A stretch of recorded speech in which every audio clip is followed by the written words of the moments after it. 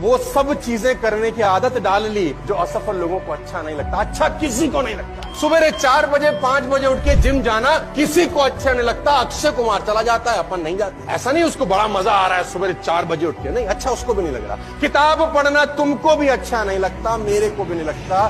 तुम नहीं पढ़ते, मैं पढ़ता हूँ, बस ये फर्क। मेहनत करना 12-12 14-14 घंटे तुमको भी अच्छा नहीं लगता, मेरे को भी नहीं लगता। तुम नहीं करते, मैं करता हूँ, ये फर्क। एक फ्लाइट पकड़ता हूँ, उतरता हूँ, take off land, take off land, अच्छा नहीं लगता। एक एक दिन में 3-3 एयरपोर्ट देख रहा हूँ। मेरे पास टाइमिंग नहीं है, बच्चों के पास बैठने का नहीं, वाइफ के पास बैठने का नहीं, मदर के पास बैठने का नहीं। अच्छा लगता है मुझे ये? तो जवाब है ना। क्यों करता हूँ? Because success not achieved by following our natural likes and dislike. Ladies and gentleman, सफलता इस चीज से निर्धारित नहीं होती कि साला तुमको क्या अच्छा लगता है। Success not achieve by following your natural likes. Naturally आपको और मेरे को कुछ चीजें करना अच्छा